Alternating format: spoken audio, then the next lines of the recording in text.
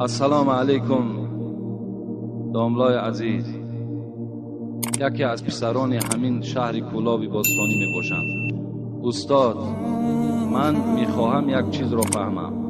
حافظی کردن شخص در نزد خداوند گناه است؟ یعنی کسب حافظی؟ از امین جان مقیموف. یعنی اسلام حرام میگرداند همون حافظی را که از وی هیچ منفعت نباشد.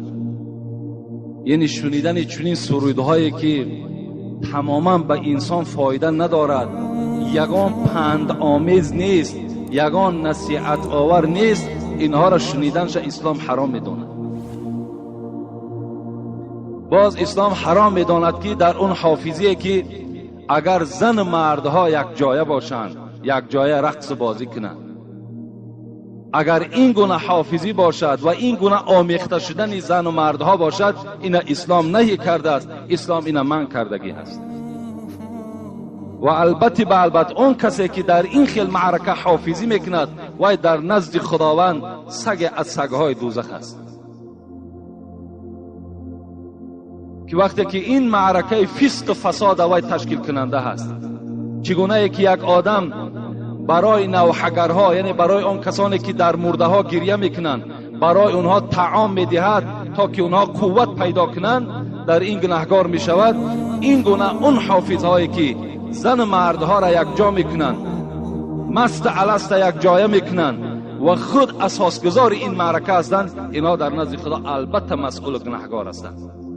لیکن حافظی باشد که دخترها به خودشان مثال یگان رقص و بازی دارند، خواب شیرخوانی دارن، گفت و شنید دارن، این اسلام من نمیکنم. که وقتی دخترها بین خود باشند، مردها بین خود باشند، اینا را اسلام هیچ وقت من نمیکنم. مگر اسلام ضد همون معرکه و حافظی است که اگر زن مردها آمیخته باشند یک جای رقص بازی کنند. در مسئله ها چی خلاصت الفتوا، چی درالمختار، چی فتوای بزازیه، چی فتوای هندیه، میگوید که وقتی که اگر شما میشنوین که در فلان معرکه این گونه عراره شدن زن مرد است یا دادن عرق است، وقتی شما را دعوت کردن دعوت رد کنید، در این دعوت قبول نکنید. اگر چند رسول اکرم میگوید ای تو دعوت اذا دعیتم، هر جا که شما را خواندن در گردن شما واجب است که اون خانه دا حاضر شوین. لیکن این گونه معرکه باشد، اسلام رخصت نمیدهد که شما در اون معرکه اشتراک کنید که شما گناهکار میشوید.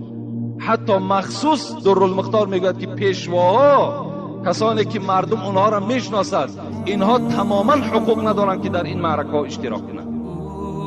یکی مبادای میگوید که از رفتن پیشوا اگر همون معرکه به معرکه اسلامی مبدل گردد، این حالت در اسلام رخصت میدهد که همون پیشوا رفته در اون معرکه اشتراک کنند. شهر ابن حوشب میگوید نزد ام سلمه آمدم و گفتم ای مادر مؤمن ها، شما آگاه باشید که ام سلمه این یکی از زنهای پیغمبر خدا بود. فرزندشان سلمه بودند، با این خاطر کنیت لقب ایشان ام سلمه بود. اصلا نام این مادرمان هند بودند، فرزند ابو امیه بودند. این مادر مؤمن ها، در سوره احزاب آیت 6 خداوند خبر میدهد النبی اولی بالمؤمنین من انفسهم و ازواجه امهاتهم. خداوند میگوید پیغمبر محمد صلی الله علیه و سلم از جانها تان دیده، از مالها تان دیده، از پدر و مادر تان دیده، برای شما سزاوارتر است، برای شما بهترتر است. و این زنهایی که پیغمبر خدا در نکاح داشت، همگی اونها برای شما مادر هستند. مقصد وقتی که خداوند که این زنهای پیغمبر که مادر خوان، معنا این است که بعد حبیب خدا کسی حقوق ندارد که زنهای پیغمبر نکاح کرده گیرد. ابن حوشب میگوید آمدم نزد این مادر ام سلمه را خدا رحمت و مغفرت کند. میگوید فرزند تولد شد از من که پدر این فرزند بگیم شوهر اول این ام سلمه این عبدالله ابن عبدالاسد بود. در اول آغاز اسلام ام سلمه یعنی این هند همراه شوهر خود عبدالله ایمان آوردند. وقتی بسیار که مردم مکه که آزارشان دادند به حبشه سفر کردند، هجرت کردند از حبشستان، بعد به مدینه رفتند. بسیار یک عائله اسلامی بودند، بسیار یک زن و شوهری در راه خدا خدمتگار بودند. و یکی از زنهای بودند که میگوید ام سلمه میگوید وقتی شوهر من عبدالله میگوید پدری گویم که سلمه از دنیا گذشت، بسیار انسان شریف بود، بسیار آدمی حلال بود، بسیار آدمی خدا ترس بود، همتا در مکه مکرمه نداشت. لیکن در صحبت حبیب خداش نشستم، حبیب خدا گفتند هر کسی که اگر شوهرش از دنیا میگذرد یا فرزند او از دنیا میگذرد به سوی خداوند بگوید که خدایا در همین مصیبت بر من پاداش نصیب کن، برای من اجر نصیب کن و از اینه که گرفتی برای من بهترش خدایا نصیب بگردان. وقتی این دعا را گفت از حبیب خدا شنیدم، همیشه دعا میکردم اللهم اجرنی فی مصیبتی و خلفنی خیر منه. خدایا در همین مصیبتی که بالای من آمده است، شوهرم از دنیا گذشته است، برای من اجر و صبر نصیب بگردان و برای من از این شوهر دیده بهترش را نصیب بگردان. لیکن ام سلمه میگوید از این عبدالله شوهر من دیده هیچ مردی خوب نبود. من در حیرت میماندم که از این ده بهترش کدامش خدا برای من نصیب بگردانه. وقتی میگوید از بین یک مدتی گذشت و این دعایی که حبیب خدا برای من تعلیم داد میخواندم، به ناگاه روز دروازه من تق تق شد. نگاه میکنم که آفتاب تابان محمد صلی الله علیه و سلم برای خواستگاری خانه من آمده است. این دعای حبیب خدا را تأثیر شد. همون زمان فهمیدم که از عبدالله دیده هزارها بار بالاتر حبیب خدا اخلاقی خوب داشتند و بهتر و خوبتر بودند. وقتی میگوید نکاح کرده گرفت ام سلمه را، یکی از زنهای بود که آخران گویم از حیات گذشتگی، انا همین ام سلمه بود در بین این زنهایی که پیغمبر داشت که در سن سال 84 سالگیش از دنیا گذشتن، که همگی گویم پیغمبرم از دنیا گذشته بود و همه باقی مانده زنهایی که در حیات داشت همه اونها پیش از ام سلمه گذشته بودند. همین ابن حوشب میگوید نزد همین ام سلمه آمدم و گفتم ای ام سلمه. ام سلمه میگوید بسیار زنی صاحب حسن بود، بسیار زیباروی بود. حتی عایشه صدیقه گویم که دختر ابوبکر صدیق یکی از زنهای دوست داشته ترین پیغمبری خدا عایشه صدیقه بودند. میگوید وقتی که آوازه زیباگی این ام سلمه مکه مکرمه را فرا گرفته بود، باره میگوید پنهانی آمده تا که نگاه کنم کنی چهره ام سلمه تا چه اندازه زیباگی دارد. وقتی عایشه که میگوید آمدم نگاه کردم به ام سلمه، آن تعریفاتی که در اطراف ام سلمه بود والله که از اون ده زیادتر حسن خوب داشت. میگوید یعنی ام عایشه میگوید ام سلمه بسیار زنی زیبا بودند، بسیار صاحب جمال بودند، بازم این بسیار زنی خدا ترس و گویم بسیار خدمتگاری در شوهرشان بودند. دعای حبیب خدا را هم گرفتند، انشاءالله همه اینا وارد جنت همراه پیغمبری خدا هستند. ابن حوشب میگوید آمدم پیش این مادر، گفتم ای مادری بزرگوار، حبیب خدا وقتی که پیش تو می آمد شبهایی که همراه تو بود تو می دیدی وای چی دعا میکرد؟ دعاهایی که حبیب خدا میکرد چگونه بود؟ ام سلمه میگوید من گوش می انداختم حبیب خدا دعا میکرد که اللهم یا مقلب القلوب ثبت قلبی علی دینک. این ترمذی روایت کرده است. دعا میکرده است که ای دیگرگون کننده دلها، البته پروردگار دلها را دیگرگون میکند، هر ذیلی که الله خواهد دلها همچنان میشود. حبیب خدا دعا میکرده است ای دیگرگون کننده دلها، دلی مرا در دینت دیگرگون بگردان، دلی مرا در دینت مستحکم بگردان.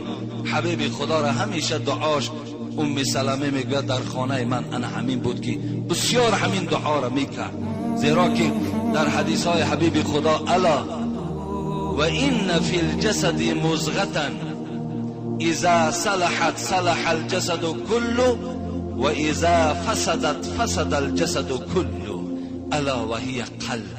حبیب خدا میگفته است در حدیث های مبارک که ای مردم آگاه باشید که در همین جسم هایی که شما 70 کیلو و 80 کیلو میایید، در همین جسم های شما یک قطعه، یک پاره گوشت هست که وقتی درست شود همه اعضای تو درست می شود، اگر فساد شود همه اعضای تو فساد می شود. آگاه باشید که همون دل است گفته. یعنی وقتی دل اگر نیت بد در دل پیدا شد کل بدن فساد می شود، وقتی در دل نیت نیک پیدا شد تمام بدن به صلاحیت می آید. همین نیت نیک شماست که دلهای شما را دیگرگون، دلهای شما را به سوی خیر گردانید و شما به این موعظه و به این نماز جمعه آمدید. یعنی دلهای شما دلهای نیک است، دلهای است که خداوند این دلهای شما را گویم در راه خیر دیگرگون کرده است. حتی در حدیث هایی که گویم که روایت های خیلی زیاد است، حبیب خدا میگوید که ان الله لا ينظر الى اجسامكم ولا الى صوركم ولكن ينظر الى قلوبكم. خداوند در جسم نظر نمی کند. ببین بعضی ما و شما جسم های خیلی زیبا داریم، جسم های گویم کلان داریم، جسم های داریم که انسان دیدگی خیلی در حیرت می افتد، یا صورت های زیبا داریم. حبیب خدا میگوید خداوند در جسم در صورت نظر ندارد، فقط در دل نظر دارد، کنی دل انسان چگونه هست. از این خاطر حبیب خدا دعا میکرده است خدایا دل مرا در دینت مستحکم بگردان، دیگرگون کن دل مرا، همچنان دیگرگون کن که در دل من محبت دین تو مستحکم باشد. به این خاطر ما نیز در این دعای حبیب خدا شریک میشویم و در این روز سعید و در این ساعتهای اجابت دعا به سوی پروردگار دستی به دعا می برداریم و دعا میکنیم که خدایا دلهای ما را هم سرشار محبت خودت گردان. خدایا در دلهای ما محبت ذات خودت، محبت محمد صلی الله علیه و سلم، محبت تمام صحابه های پیغمبر، محبت مادرهامان، محبت تمام دوستان خدا، محبت قرآن و اسلام خدایا جایگیر بگردان. خدایا از دلهای ما کینه و حسد و بخل و بدبینی را دور بگردان و خدای مهربان عاقبت کار همه ما بندگانت را به خیر بگردان. خدایا گذشتگان ما رحمت و مغفرت بگردان. خدایا همه مسافرهایی که از جانب این جمعیت ما است خدایا صحت و سلامت به خاندانشان برسان. بعضی برادرها از زندانهای مسکو تلفن کردن که ما در زندان هستیم، به تهمت زندانی ما کردن. در حق ما دعا کنیم که ما هم صحت و سلامت به تاجیکستان برگردیم. خدایا دعا میکنیم که تمام آن زندانی هایی که بیرون از تاجیکستان ما یا در داخل تاجیکستان ما هستند خدایا اونها را هم صحت و سلامت به خاندانشان برسانی. یک برادر مانم امیدم از ما دعا کردن مشکلات دارم، در حق من دعا کنید خدای مهربان مشکلات این برادر ما را آسان بگردانی و همه آرزوهاش خدایا حاصل بگردانی. آمین و رب العالمین.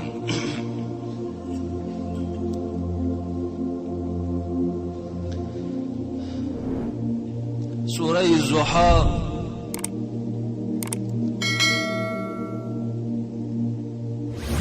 در پاره سیوم از قرآن جایگیر است.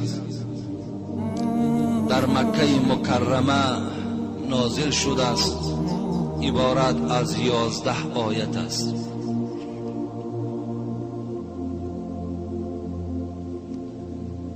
سببهای نزول این سوره چیست؟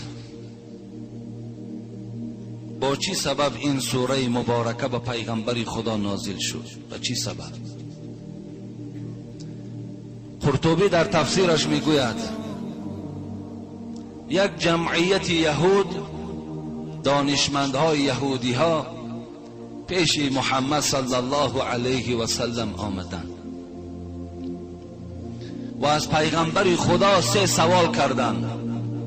گفتند جان چیست؟ دوم، داستان ذوالقرنین را برای ما بیان کن. سوم، داستان اصحاب کهف را برای ما حکایت کن. این داستانهایی هستند که پیش از تولد حبیب خدا رخ دادگی هستند. برای سنجش رسول اکرم صلی الله علیه و سلم آمدند. اگر این پیغمبر باشد، خداوند برای این قصه ها را بیان میکند، زیرا که در کتابهای پیشین داستان ذوالقرنین و داستان اصحاب کهف وجود داشت. خواستن از رسول اکرم این داستان را گوش اندازند.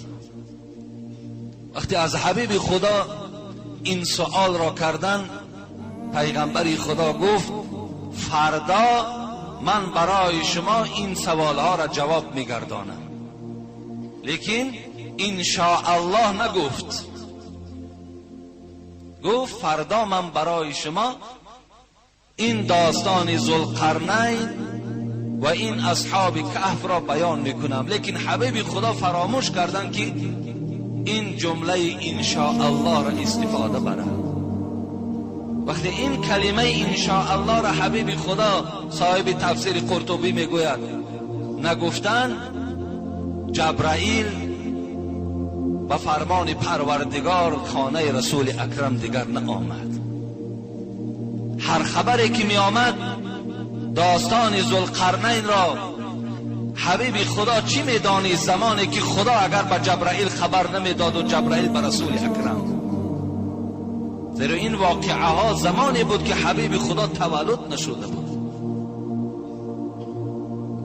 ابن عباس میگوید 25 روز جبرائیل خانه رسول اکرم نآمد.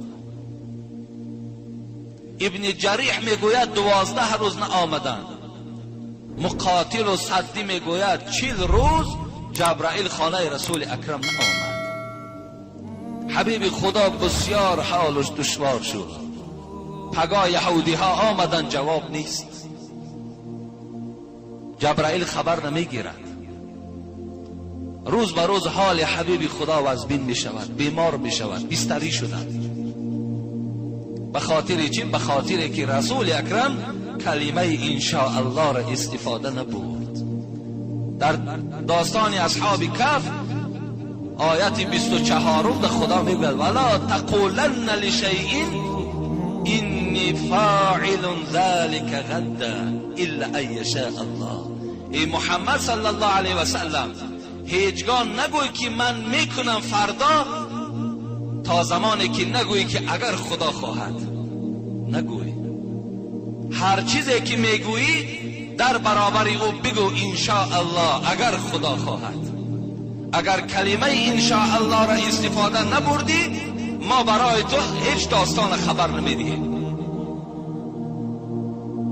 در اصل تاجیکای ما و شما در جای کلمه انشاءالله انشاءالله را استفاده میبریم، انشاءالله میگیم انشاءالله. لیکن این غلط است. شما همیشه در جای انشاءالله انشاءالله را استفاده برید. معنای انشاءالله چیست؟ انشاءالله اگر خواهد خدا، اگر خواهد خدا. هر کاری را که میکنین اگر خواهد خدا. حضرت سلیمان فرزند داوود بود. این حدیث هم در بخاری روایت می شود. آمد در بین قومش، پیغمبر بود حضرت سلیمان هم. گفت امشب با 70 زن خود خانه‌داری میکنم. حضرت سلیمان 70 زن داشتن. اون زمانا این 4 زنی که در دوره های حبیب خدا نص قرآنی اینا وجود نداشت. چندی که میگرفتن حتی پدرش داوود هم روایت میکند که 100 زن داشت. مقصد عدد زن گویم که چی نبود، هیچ رعایت نمیشد. دوره های حبیب خدا بود که این آیت فانکحوا ما طاب لکم من النساء مثنی و ثلاث و رباع نازل شد. یعنی بس این مردها نکاح کنین، 2 زن، 3 زن، 4 زن. مقصد کدام زنها؟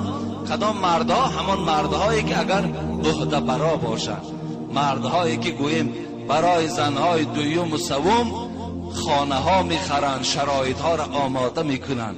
مثل بعضی از برادرایی که امروز زنهای دوم و سوم را فقط برای گویم شهوترانی، فقط برای گویم که یک وقت گذرانی انتخاب میکنن و در خانه هایی که گویم کوارتیران میگویند در کوارتیران ها میشینانند که اینها را البته به اینها رخصت نیست.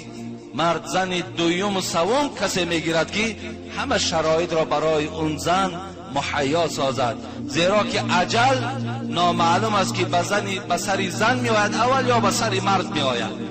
اگر مبادا که این زن دوم از این مرد صاحب 4 یا 5 فرزند شود و این زن در خانه اجاروی نشیند، این مرد از دنیا گذشت، پس وای از او خانه پیش میکنند، این زن درد سر کی میشود؟ اینا را هم البته ما و شما باید که امروز به نظر گیریم.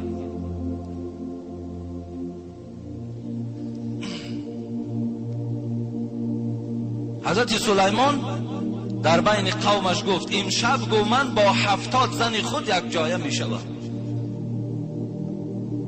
اینم داستان است، این حقیقت دارد، این افسانه نیست.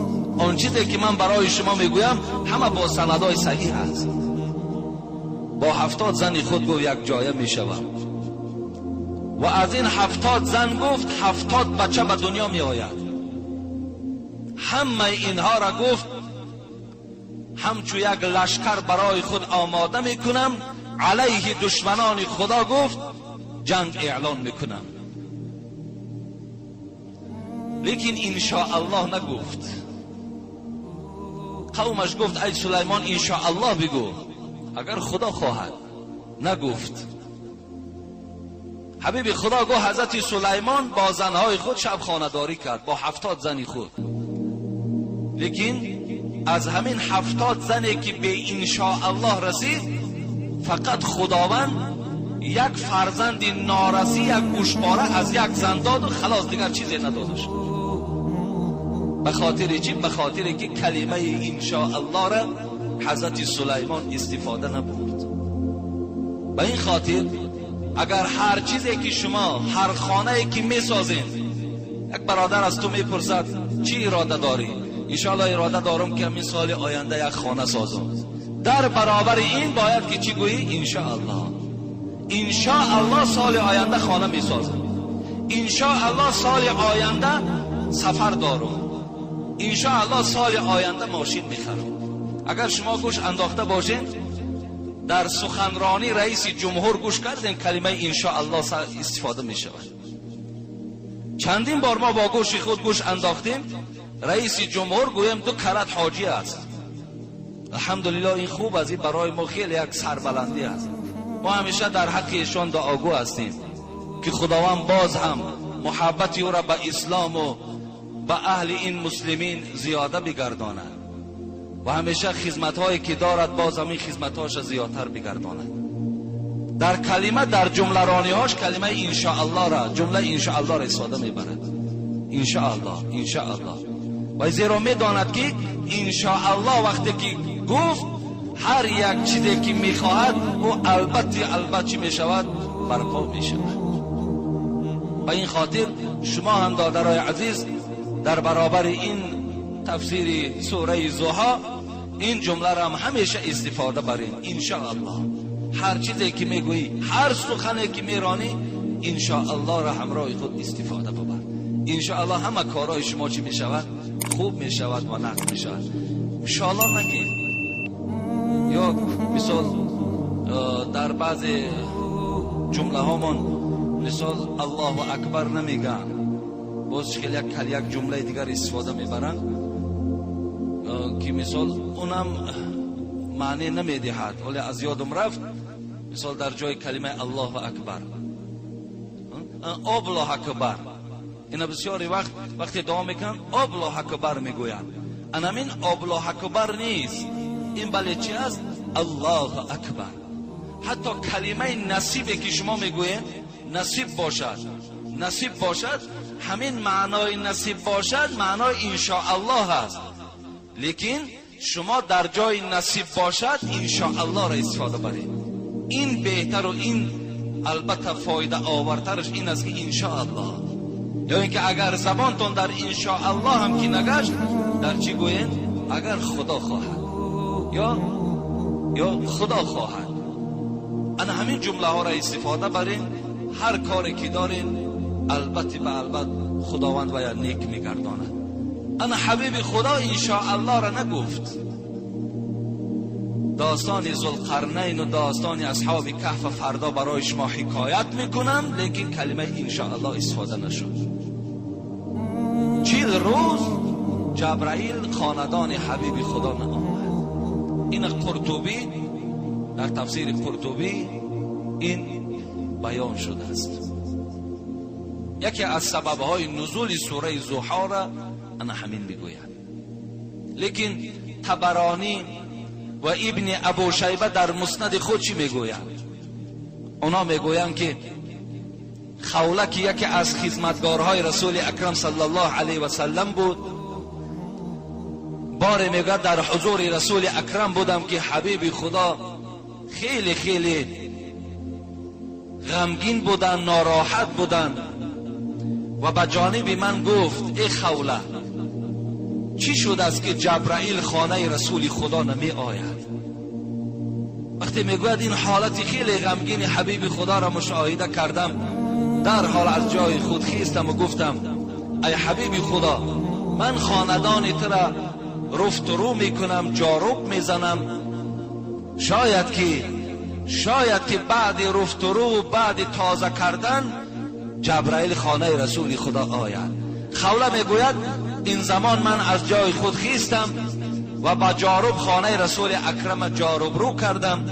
بناگاه جاروب خود از زیر کت حبیب خدا وقتی میرانم نگاه میکنم یک سگ بچه در زیر کت مرده بوده است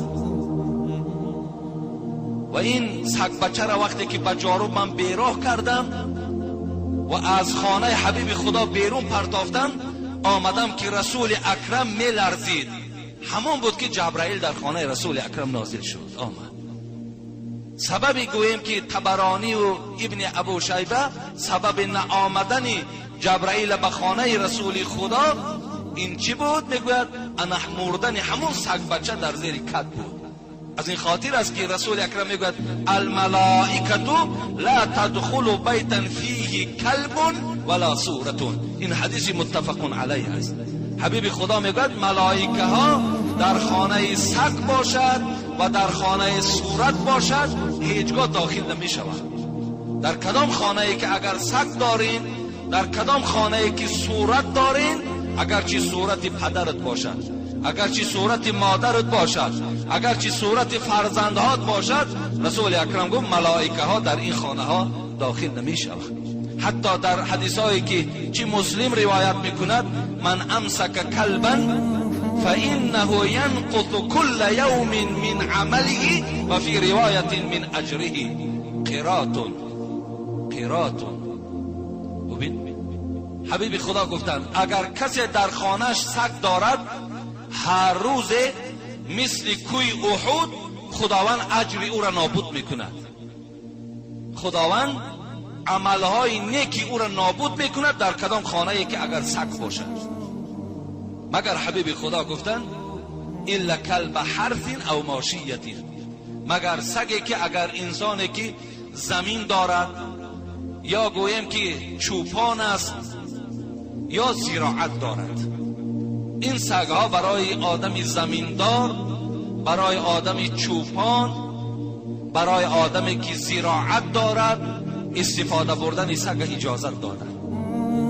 از آن جمله وقتی در کتابا در اطراف این سگ من بسیار نگاه کردم که در همین حولی هایی که ما و شما داریم در حولی ها رخصتش آمده است. فقط در خانه هایی که گویم که اینا خانه های هستن که در جایی که تو چای میخوری، در جایی که گویم لباس بدر میکنی، در جایی که تو مهمان قبول میکنی، در همون خانه ها اگر سگ باشن انا اون خانه ها در ملائکه داخل نمیشن. که این شما اگر با تلویزیون هر روز میبینید در مردم غرب، مردم طرف امریکا و روسیه و گویم ژاپن و دیگر دولت های گویم خیلی مترقیده، در درون خانه هاشون دیدین که سگ ها در پیشاشون هست.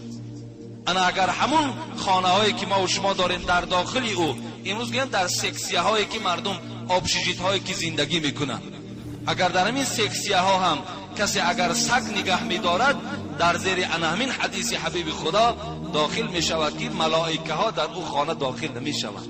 و هر روز مثل کوه احد، این خیلی کوه برجسته است در مدینه منوره، انا همین اجرهای او را، عملهای نیکی او را خداوند با واسطه نگاه داشتن این سگ